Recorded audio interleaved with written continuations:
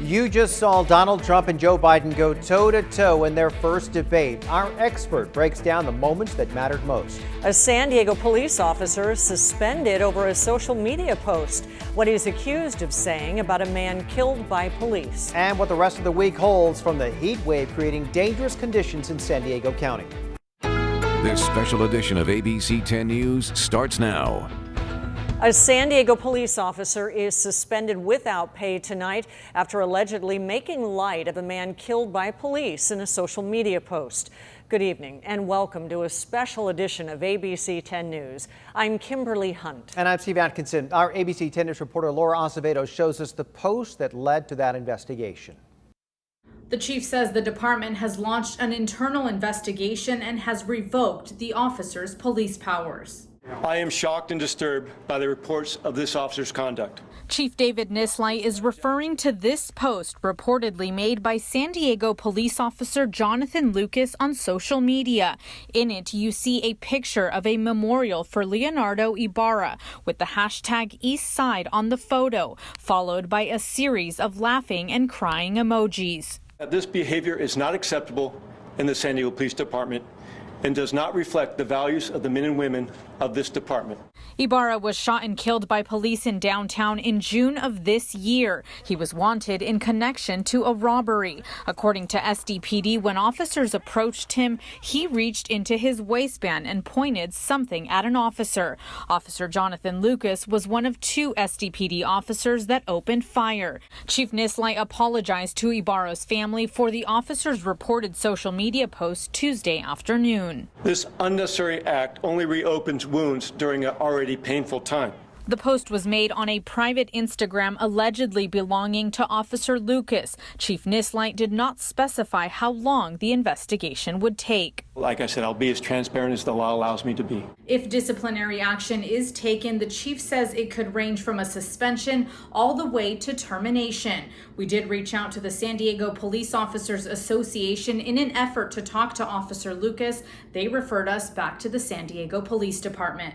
Laura Acevedo, ABC 10 News. Turning now to our weather, San Diego County continues to face dangerous fire conditions in some parts of the county. A heat advisory has been extended through Friday for the inland valleys. But as ABC 10 News reporter Mimi Alcala discovered, that's not stopping some people from spending time outdoors. It was pretty dang hot. It's still hot and dry, and the weather is expected to be like this for most of the week, creating dangerous fire weather conditions, putting fire crews across the county on high alert. A heat advisory is in effect through Thursday for the coastal areas and through Friday for the inland valleys. Some took to Mission Beach to find that much-needed relief. At 9, it already felt significantly warmer than the last couple of days. Hikers face the heat at Iron Mountain Trailhead, despite Poway seeing temperatures close to 100 degrees before noon Tuesday. It was pretty hot, hotter than I expected and very dry. The National Weather Service warns the hot temps could cause heat-related illnesses to occur. Elizabeth Keniff was caught off guard by the weather Tuesday morning. She got through her hike, but says she would not recommend it, especially with hotter days still on the way. Yeah, if it's going to be 100 or over, stay home. And that is from somebody who hikes 3 or 4 days a week. Others appeared to be pretty unfazed. We go on hikes a lot, and we do it in like hot weather, like all year round. I woke up at 6 and just started hydrating, getting myself ready. For now, fire crews asking everyone to remain vigilant and be extra cautious about doing things that could potentially spark a fire. We all know just how quickly a wildfire could spread when it's this dry out.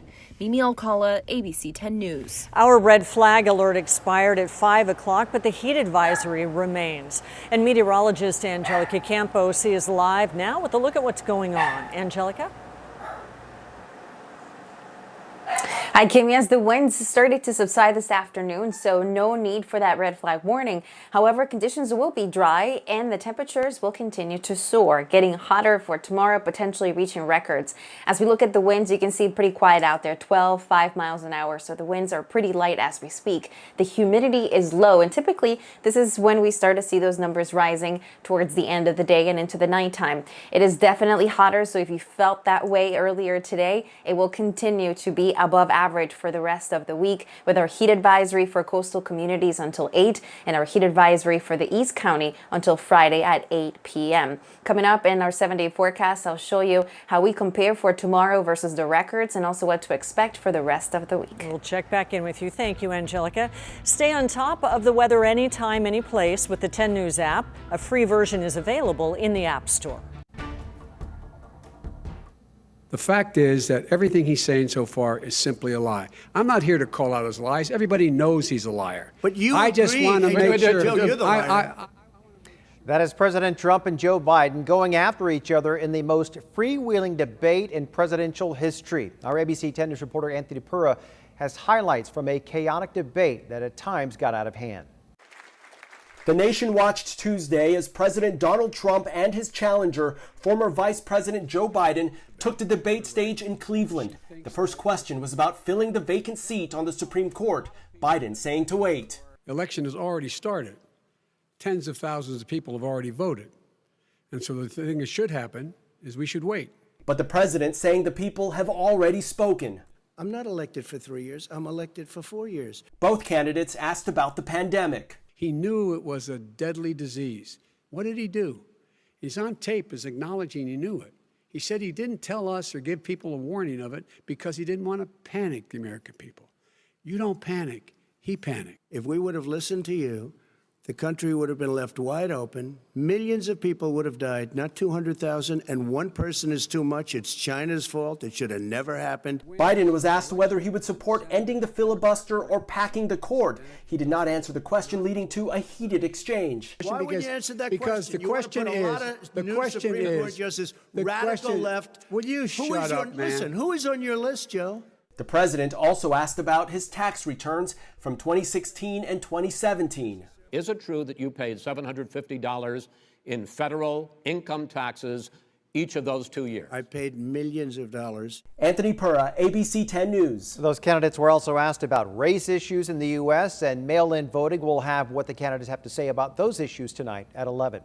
Right now, joining us to talk about what transpired tonight is Dr. Kira Green with the Center on Policy Initiatives. I think the best way to describe this, Dr. Green, was chaotic tonight.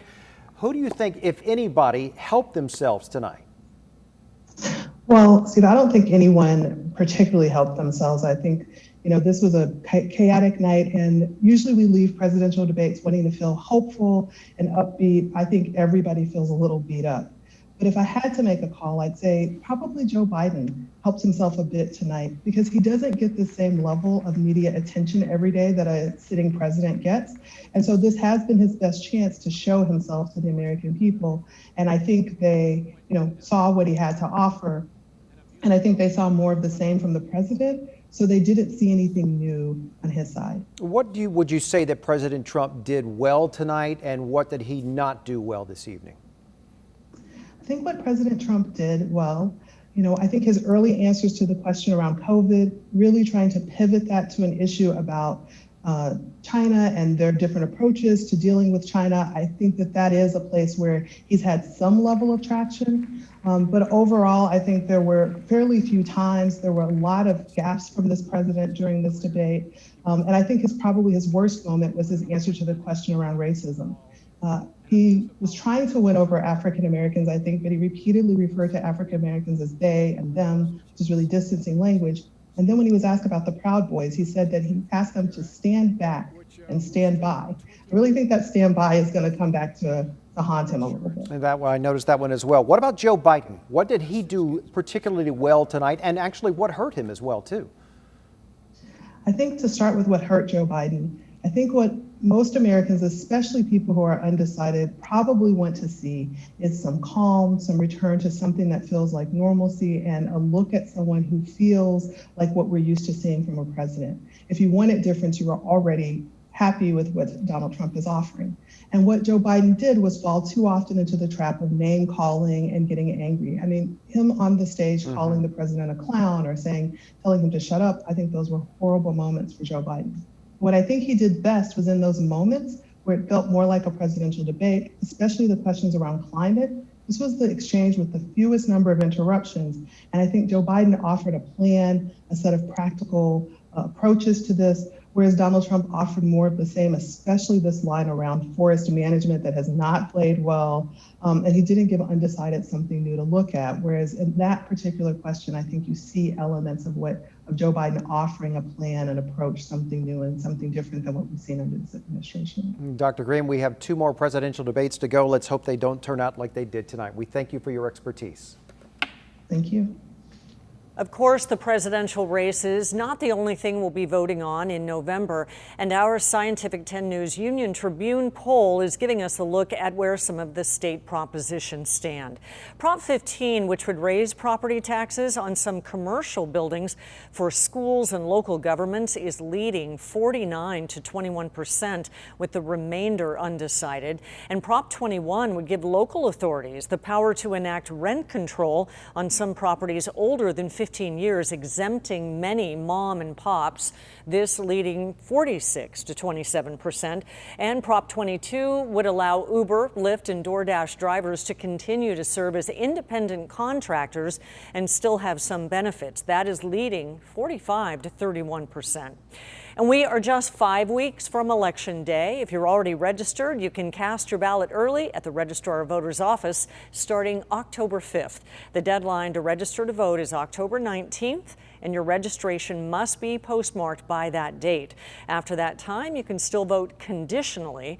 In-person voting begins October 31st at any of the county's 235 polling places. Election Day is November 3rd. We are continuing to learn new details about a military jet crash near the Salton Sea. The Marines say a fighter jet made contact with another military jet. This was during an air-to-air refueling today. The pilot of that fighter jet reportedly ejected successfully before that jet crashed. All crew members in the other jet are reportedly safe as well. The cause of the crash is under investigation.